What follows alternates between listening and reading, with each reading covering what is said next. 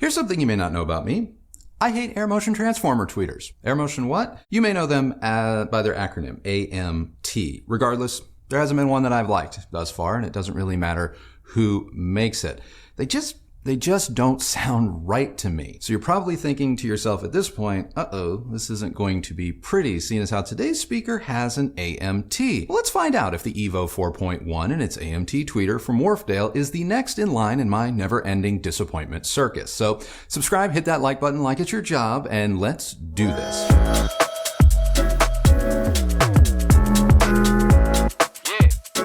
The EVO 4.1 is a two-way bookshelf speaker and the entry point to WHARFEDALE's EVO 4 series of loudspeakers.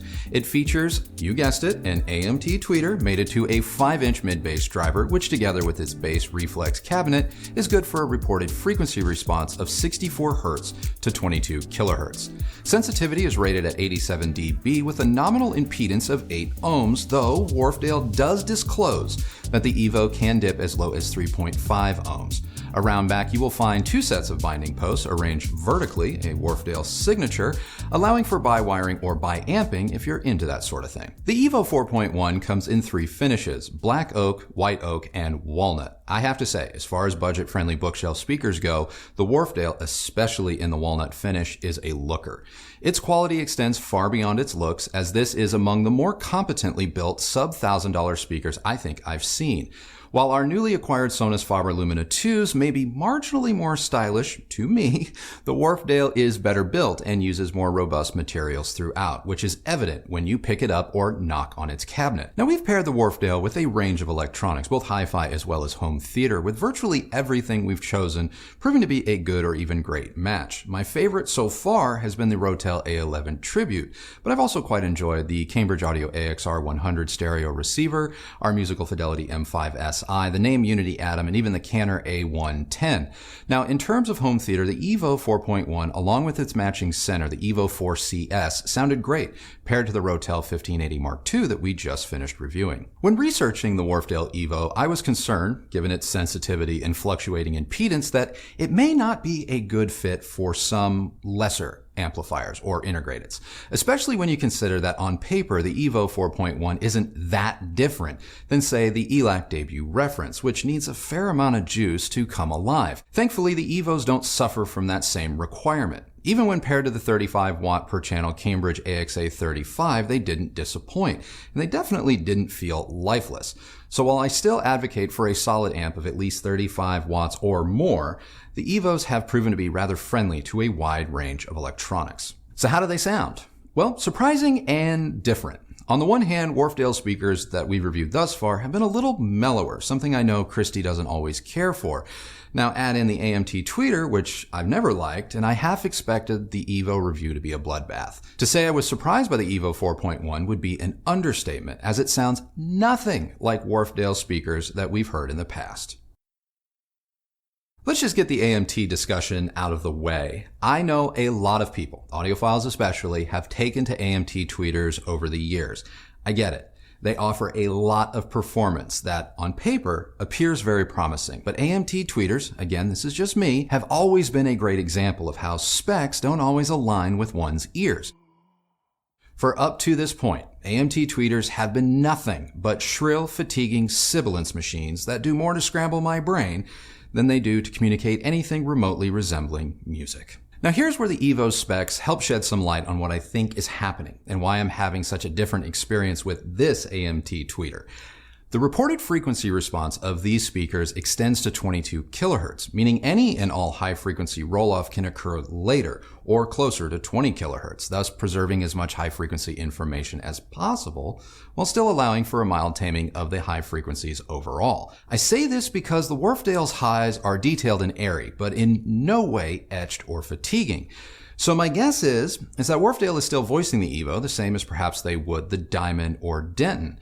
But because the AMT tweeter can reach those higher extremes, The WHARFEDALE roll-off just doesn't feel as aggressive. So in practical terms, this means the EVO is more articulate and agile rather than mellow. It also means that it has a more neutral demeanor because the highs don't feel as subdued compared to the rest of the speaker's frequency response. But more importantly, it means that for the first time, I'm able to say that I like a speaker with an AMT tweeter. That bit of extra top-end detail helps the speaker's mid-range to gain more articulation and intelligibility over previous WHARFEDALE designs. Now, I've always liked WHARFEDALE's mildly warm or old-school mid-range performance, but with some music genres, specifically electronica, it would gloss over some nuance from time to time. Not the case with the EVO 4.1. Like I said, this is a more neutral, if not mildly more lively speaker. When it comes to the bass, the same rich, textural, and punchy bass that I've come to expect from this brand is present. The EVO's tweeter provides that little more sonic contrast that helps balance out the sound top to bottom. Now the bass, while not subterranean, sounds like it plays deeper than the spec sheet would have you believe. Because on paper, the WHARFEDALE plays to about 64 Hz, which isn't bad for a 5-inch driver, but it's well within the territory of you're gonna need a sub. That said, in room, it feels like it plays well into the 50 Hz region, which for those of you with smaller rooms may be enough. But for home theater use, get a sub. The SVS 3000 Micro has been a great fit for us. Speaking of home theater, the matching EVO 4 CS is the center speaker you're going to want to pair with the 4.1s. There is a larger 3-way center, the EVO 4C, but it's designed to complement the larger and more expensive EVO 4.2. Sonically, the CS center speaker is the best option when building a home theater around the 4.1s, as there is no real difference, apart from having a center speaker, in the sound between the two. And like the 4.1, the CS Center is beautiful and finished to the exact same standard as the rest of the line. As for soundstage and dynamics, the EVOs image like champions, casting a soundstage that is equal parts width to depth, at least in our room, and disappearing completely within it. Center imaging is strong. So is detail and separation. In truth, as far as soundstage is concerned, the EVOs held their own against the costlier competition such as SONUS FABER's LUMINA 2s, and they did a little bit better than even the far costlier and powered KEF LS50 wireless 2s. Dynamically, now here's where the EVO is most like the WHARFEDALE I'm used to. The speaker has good push or punch, but it remains a little reserved with respect to outright speed. I'm not losing sleep over it, but compared to, say, the LUMINA 2, the WHARFEDALE does seem a tad conservative, though an injection of power and volume can coax a little bit more oomph out of this tiny 2-way. As for drawbacks, I don't have that many, and this first one is bound to be subjective and, well, superficial. For example, I absolutely love the look of this speaker in walnut, but like every other AMT-based design, I hate the look of the AMT. I don't know why these tweeters have to be bumblebee yellow. I'm assuming it has to do with the material they're made of, but if there was ever a transducer that screamed, "Look at me," it would be an AMT. Now, I could cover it all up using the speaker's magnetic grille, but this would hide the EVO's unique visual character, so I'm stuck. Now, while I found myself enjoying a speaker with an AMT tweeter for the first time, the one thing that hasn't changed is the effect this tweeter has on poor recordings, especially of the pop or hard rock variety. They will not be helped. This is not a knock against the EVO so much as it is a warning from me to you about AMT tweeters in general. While the EVO tweeter ranks among the best examples of the breed, there are still a few instances with music and movies where that AMT sibilance reared its ugly head. Now, in terms of comparisons, man, where to start, as there is a plethora of good two-way bookshelves on the market right now. Now, I've already mentioned the SONUS FABER LUMINA 2, so let's just start there. At $1,200, the LUMINA 2 is nearly twice the price of the EVO, and while I ultimately prefer the SONUS FABER in some respects, it is in no way twice the speaker. So if you were trying to decide between the two and were having trouble justifying the SONUS FABER's asking price and whether or not it bought you a demonstrably better speaker, rest easy and save your money. The WHARFEDALE is every bit as good. Nothing against the LUMINA 2s. We liked them so much we hung on to ours, but just keeping it real with you, the WHARFEDALE is just as good, and maybe even a little bit better with respect to mid-range weight and bass. Other notable comparisons include the KLIPSCH 600M, which I have to say, I half expected the WHARFEDALE to be more like. And yet the EVO 4.1 is closer to the SONUS FABER than the KLIPSCH in this instance. The 600Ms do play deeper, and they have a far more broad room-filling sound compared to that of the WHARFEDALE. That said, the EVOs are more refined, mature even. I will never speak ill of the 600Ms. They're fun as hell, but the EVO 4.1 is what you likely buy having already owned a speaker like the 600M. The other speaker that springs to mind is ELAC's debut reference. Now, I know there's a new one and I haven't heard it yet. That said, I liked the original well enough, but it wasn't an outright winner, but rather a solid option in what we know to be a sea of options.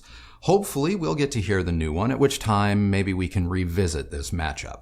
As for other Wharfedale comparisons, you know I love the Denton 85th anniversary speaker. No, I still haven't heard the Lintons, and I think pretty highly of the Diamond series, but the EVO 4.1 is hands down my favorite all-rounder from Wharfedale. Visually, I still prefer the vintage vibes of the Denton, but in terms of sound quality, I'd go EVO over the other two all day. So what else is left to say? The EVO 4.1 bookshelf speaker from Wharfedale is fan-damn-tastic. That's it. That's my whole conclusion. I know you're probably expecting something a little more profound or flowery, but I got nothing. It's a great speaker. Period. So that's it. That is now my review of the Wharfedale EVO 4.1 bookshelf loudspeaker. Now it's time to find out what Christy thought of it. Well, I mean, I think even more than you, I was probably more surprised about these speakers. Yeah, I really like them. Mm-hmm. I think that, you know, when it comes to Wharfedale speakers, I mean, they're, you know, always when it comes to like the fit and finish or construction, like there's never really anything to be disappointed in. They're always very well made and look really good. I don't care which line you're talking about. Yeah. But in terms of just their sound, I have not always, I mean, I've always thought they sounded good, but I've never been like... They've never been like the outright winner. Yeah, okay. Yeah. And I think that really just comes down to they have a tendency to have a bit more of a laid back sound than what I tend to gravitate towards. I like a bit more of a livelier speaker. So, you know, so things like KLIPSCH, though are kind of more my lane. But I was really shocked with these, and I think that it has to come down to that AMT tweeter. I think that's the difference maker for me.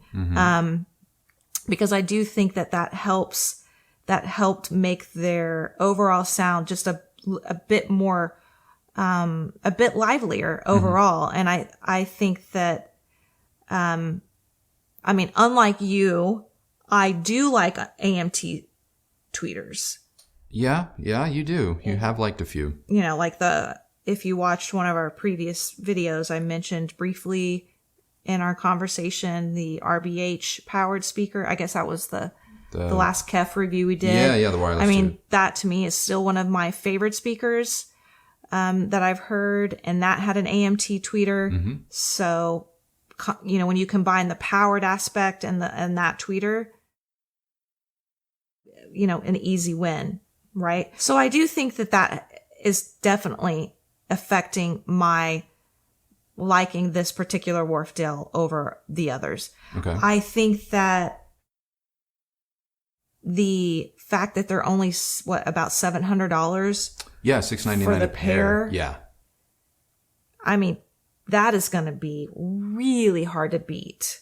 Yeah. That is a very good price for a very well built, good sounding speaker. That's frankly pretty component friendly. I mean, as far as pairing it with an amplifier, you know, sometimes with these lower end speakers, or not lower end, but like more budget friendly speakers, something gives. Yeah. Like whether it's the construction or, you know, the design isn't quite there, or maybe it takes something like a lot of power to get it to perform as well as you want it to, which ends up usually ends up meaning you're spending more money in the long run. Yeah. By having to buy a more powerful amplifier. So I was really impressed with that these didn't require that. So I think it's, you know, hats off to Wharfedale. I actually preferred the EVOs with the subwoofer.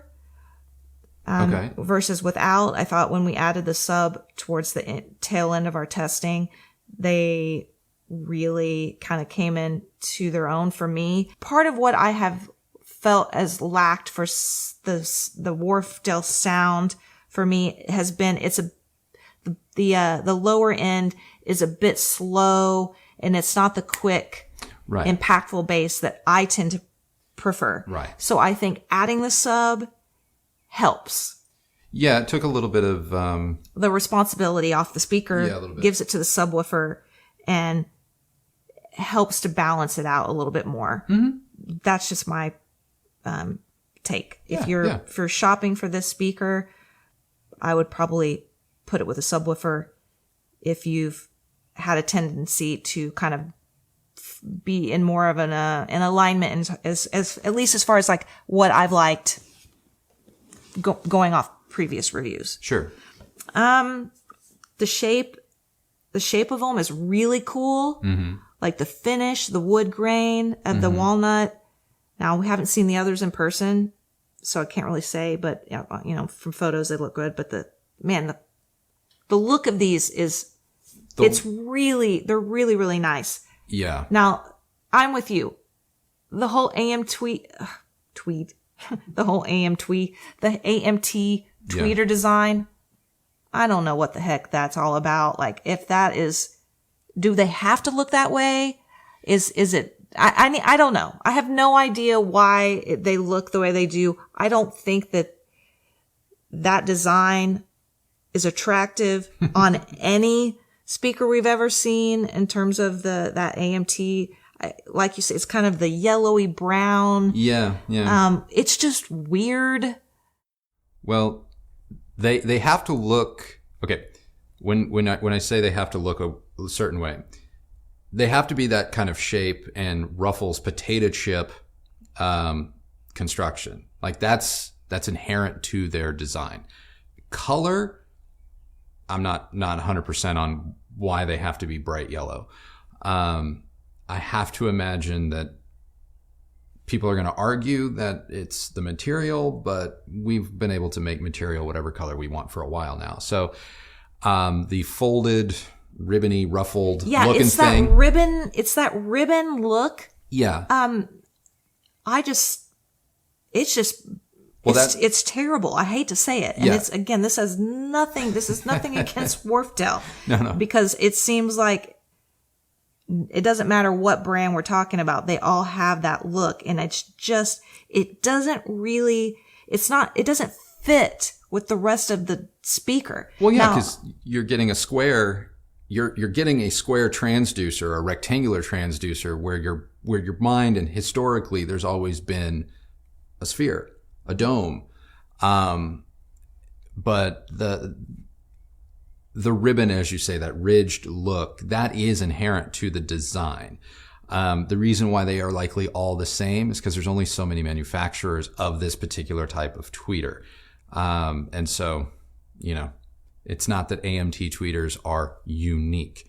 They are being sourced from one spot. For whatever reason, when it comes to AMT tweeter designs, there's very little in terms of aesthetic dress up that any manufacturer has attempted to do. It's almost as if they think the design of the yellow square itself is sufficient.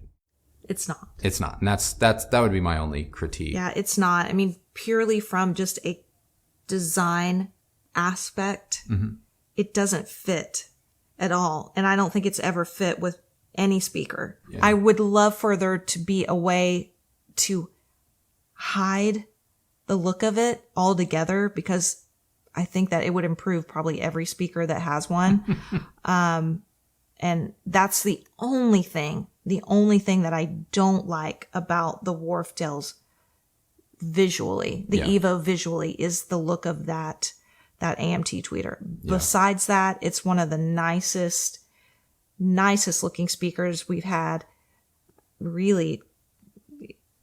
I would say at just about any price point. Yeah. It's a exceptionally well designed and uniquely designed. Like I mentioned, the shape of it a minute ago, like there is a very interesting shape to it that I think sets it apart. And for them to be able to bring you something like that at a $700 price point, I mean, that's pretty incredible. Yeah. And it kind of tells you, I've mentioned this before about that I really do feel that there are, the industry and audiophiles have kind of accepted that we'll just give them a black box because that's what they're used to, or we don't need to do anything more than that. And some people might say, well, it's a price thing or whatever, but I really think Wharfedale continues to prove that that just simply isn't true. Yeah. So why should I not expect good sound and good design?